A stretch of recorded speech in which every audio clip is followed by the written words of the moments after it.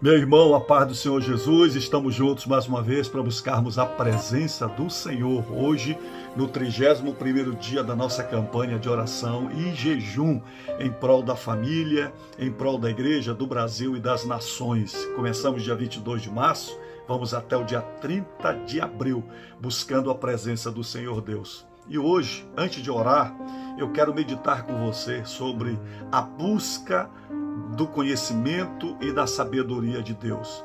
Leia comigo Êxodo capítulo 24, verso 15 ao verso 18, que diz assim: Tendo Moisés subido, uma nuvem cobriu o monte, e a glória do Senhor pousou sobre o monte Sinai. E a nuvem o cobriu durante 6 dias. No 7º dia, do meio da nuvem, o Senhor chamou Moisés. Aos olhos dos israelitas, o aspecto da glória do Senhor era como um fogo consumidor no alto do monte. E o verso 18, e Moisés, entrando pelo meio da nuvem, subiu o monte e lá permaneceu 40 dias e 40 noites. É o maior jejum revelado na Bíblia. Depois do jejum de Moisés, foi o de Jesus, registrado em Mateus capítulo 4, verso 1, onde Jesus também jejuou 40 dias e 40 noites. E qual era o propósito do jejum de Moisés?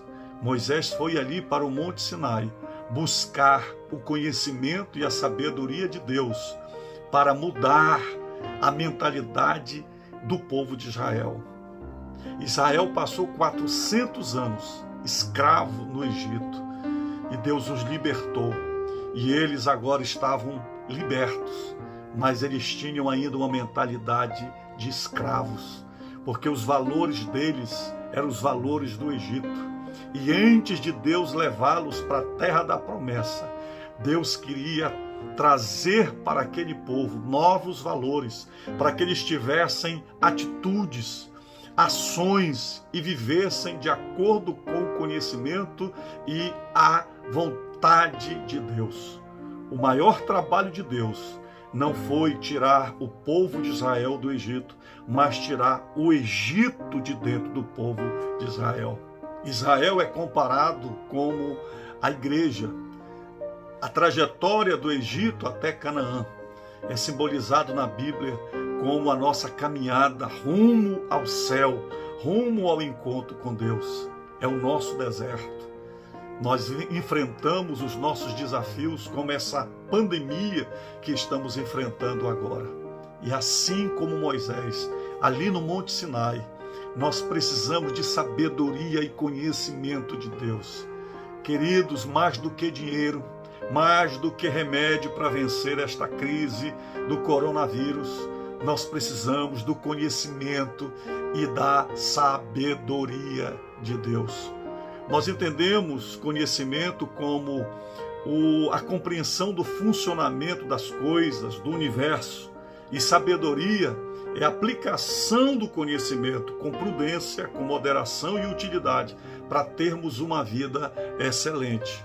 É claro que nós temos o conhecimento e a sabedoria secular, e nós temos o conhecimento e a sabedoria de Deus. Quando a gente olha para a vida de Moisés e porque ele foi ao Monte Sinai e jejuou 40 dias e 40 noites, não significa que Moisés não tivesse preparação para conduzir aquele povo. Ele tinha. Se você ler Êxodo capítulo 1, capítulo 2, você vai compreender toda a história de Moisés.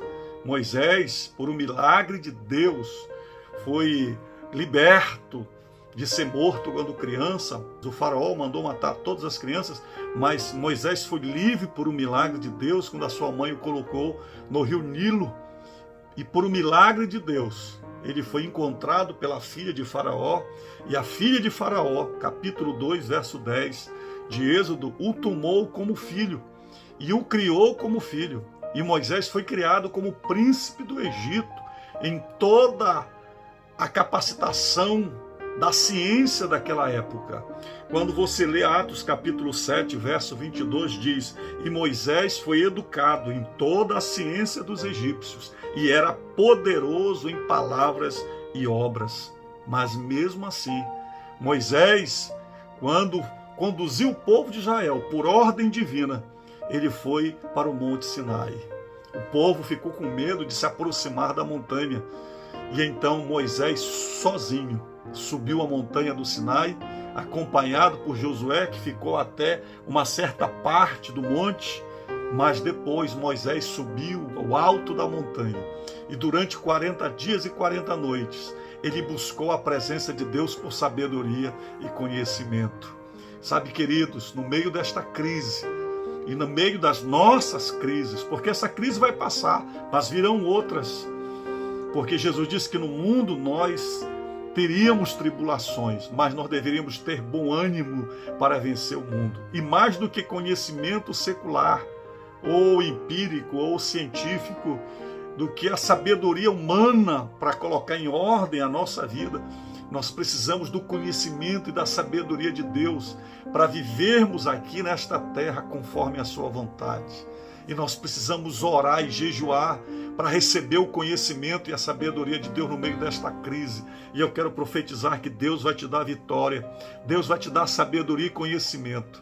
E diz a palavra de Deus que depois dos 40 dias de oração e jejum, verso de número 15, verso 16, diz assim: Moisés voltou-se e desceu do monte com as 2 tábuas do testemunho nas mãos, tábuas escritas de ambos os lados, de um e de outro lado estavam escritas. O verso 16, as tábuas eram obras de Deus, e também o que estava escrito tinha sido escrito pelo próprio Deus, esculpidos nas tábuas. E entre toda a revelação que Moisés teve, nós conhecemos os 10 mandamentos. E depois Moisés também escreveu o Pentateuco, que é composto pelo livro de Gênesis, Êxodo, Levítico, Números e Deuteronômio, que são os 5 livros da Bíblia Sagrada.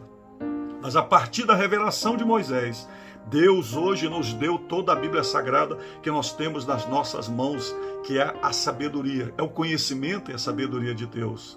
E a palavra de Deus, iluminada pelo Espírito Santo, nos transmite o conhecimento e a sabedoria de Deus para vivermos uma vida excelente hoje.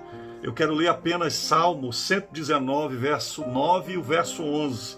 A sabedoria de Deus nos livra de todo o pecado. Não importa a tua faixa etária, se é jovem, se é adolescente, se é um idoso, se você vive a sabedoria de Deus, você é livre do pecado.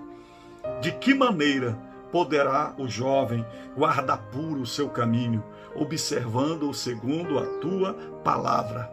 E aí o salmista diz: de todo o coração te busquei, não deixes que eu me desvie dos teus mandamentos, guardo a tua palavra no meu coração para não pecar contra ti.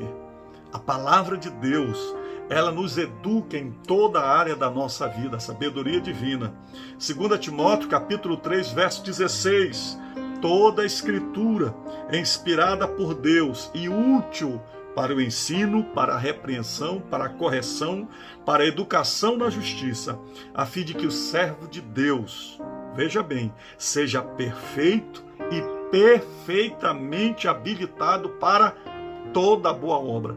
Então, se você deixar que a sabedoria de Deus te oriente, você vai ser habilitado para toda boa obra. Ser um bom filho, ser um bom namorado, ser um bom pai, ser um bom empresário, ser um bom empregado, porque você vai viver os valores de Deus como filho de Deus aqui nesta terra. Tito capítulo 2, verso 11 e o verso 12 diz assim: porque a graça de Deus se manifestou trazendo salvação a todos. Agora escute bem, a salvação de Deus, ela traz não só a sabedoria e o conhecimento para você ficar livre do inferno, no juízo, quando você morrer, mas o Evangelho e a sabedoria de Deus te educa hoje para você viver uma vida de excelência. E o verso 12 diz assim: ela nos educa para que, renegadas a impiedade e as paixões mundanas, vivamos neste mundo de forma sensata, justa e piedosamente. E o texto de Tiago, capítulo 13, verso 17. Esse texto fala da sabedoria de Deus na minha vida hoje, nas minhas emoções, nos meus relacionamentos, dentro da minha casa. e eu quero que você preste bem atenção. Verso 13 diz assim: quem entre vocês é sábio e inteligente? Você é sábio e inteligente? E o apóstolo continua dizendo: mostre as suas obras em mansidão de sabedoria, mediante a sua boa conduta. Se pelo contrário vocês têm em seu coração inveja amargurada e sentimento de rivalidade, não se gloriem disso, nem mintam contra a verdade. Verso 15: esta não é a sabedoria que desce lá do alto. Pelo contrário, é terrena, é animal e demoníaca. Verso 16: pois onde há inveja e rivalidade, aí há confusão e toda espécie de coisas ruins. Verso 17: mas a sabedoria lá do alto é, primeiramente, pura, depois pacífica, gentil, amigável, cheia de misericórdia e de bons frutos, imparcial e sem fingimento. Eu quero profetizar na tua vida que assim como Moisés subiu a montanha e teve um encontro com Deus, e ele recebeu a revelação do conhecimento da sabedoria de Deus, Deus também já te deu a sua palavra. A nossa vida só pode ser transformada pela sabedoria de Deus. Só o Espírito Santo pode transformar a natureza humana através da palavra de Deus. Você nascendo de novo em Cristo e deixando que Deus te dirija pelo Espírito Santo, mediante a palavra de Deus, para transformar a tua vida e o teu coração. Então, neste período de jejum e oração, eu quero te convidar que você estude a palavra de Deus com seus filhos, com a sua esposa, e deixe que a palavra de Deus entre no teu coração. E esta sabedoria te mude completamente de dentro para fora. Vamos orar juntos em nome do Senhor. Pai, pelo poder do teu nome, eu oro pela família do teu filho, eu oro pela sua vida, e eu quero te pedir, Senhor, que a tua sabedoria venha ao nosso coração. E assim como Moisés subiu o Sinai e recebeu, meu Pai, a tua revelação para que ele pudesse transformar a mente daquele povo, nós estamos orando e jejuando, Senhor. Nós necessitamos de muitas coisas, mas nós precisamos, Senhor, urgentemente da tua sabedoria que tira o mal da nossa vida, a tua sabedoria que tira o ódio, tira a inveja, tira a briga, tira o ciúme, tira a raiz de amargura do coração.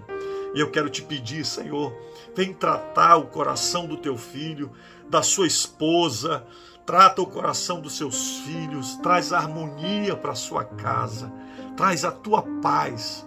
E toda esta sabedoria do mal, como diz a tua palavra, que é terrena, que é animal, que é diabólica, seja removida da vida do teu filho, e ele viva, Senhor, a tua sabedoria do amor, a tua sabedoria do perdão, a tua sabedoria da unidade na sua família. Em nome de Jesus, eu quero te pedir, Senhor, sara todo o coração que está ferido, sara todo o coração que está dividido, e traz a tua paz, meu Pai, em nome de Jesus. Amém, Senhor.